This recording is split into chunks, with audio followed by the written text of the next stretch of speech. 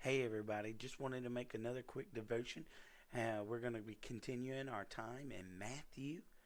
Last video that I posted in my pastor point was about Jesus fulfilling the law. That we could not fulfill the law, but just because Jesus fulfilled the law doesn't mean that there isn't a moral standard or a way that we're supposed to live. He obviously achieves that for us and gives us the ability to live that out. But as we look at the verse today, it really is going to expand. Jesus is going to expand our notion of righteousness.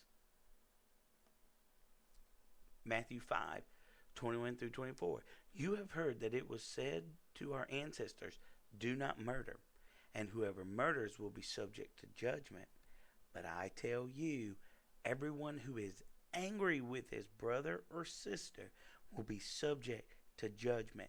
Whoever insults his brother or sister will be subject to the court. Whoever says, you fool, will be subject to hellfire. So if you are offering your gifts on the altar, and there you remember that your brother or sister has something against you, leave your gift there in front of the altar. First, go and be reconciled with your brother and sister, and then come and offer your gift.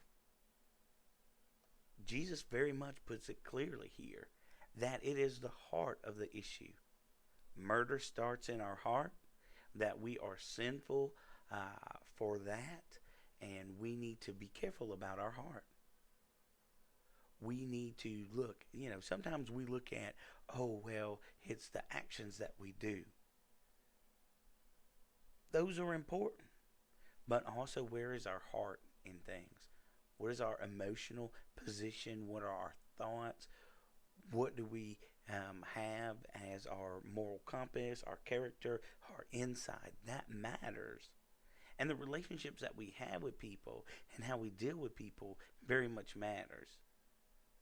Not just on the behaviors that are done, but the inside. How we talk to people, whether or not we're insulting them, that is very much as wrong as killing somebody. You're subject to judgment for those things. And then here again, it says, if you have an issue, if your brother or sister has something against you, if there is a problem, right? That affects your relationship with God. If you go to the altar while you have issues or problems, it says that you need to first and go and be reconciled. Because our heart and the way we come to Jesus with our heart in worship very much matters. And so we got to be careful. Then once we reconcile, then we come and offer our gifts and our worship to Jesus. And so the question for us today is, where do we need to reconcile? Where do we need to offer forgiveness? Where do we need to go and get forgiveness because we've wronged somebody? Just in our siblings and our family groups with our brothers and sisters, our other colleagues or other students or just people we're around. Here it talks about brothers and sisters. Our brothers and sisters in Christ. Who have we maybe sinned against? Who has sinned against us? Where do we need to offer that forgiveness? And where do we need to go and get forgiveness? Man, it's a big deal. It's a big deal to say, I was wrong. Not, I was wrong, but, and then give an explanation. Just to own up. Own up to it. Just say, I was wrong. I'm sorry. What do we need to do to make things better? What do we need to do to make things right again, to reconcile?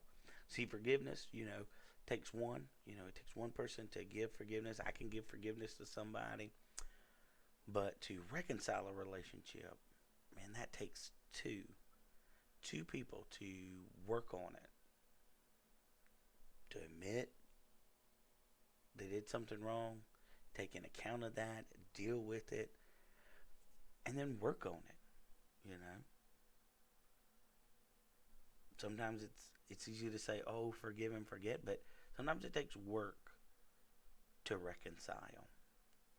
But we need to go and be reconciled, because that, our heart, influences our worship.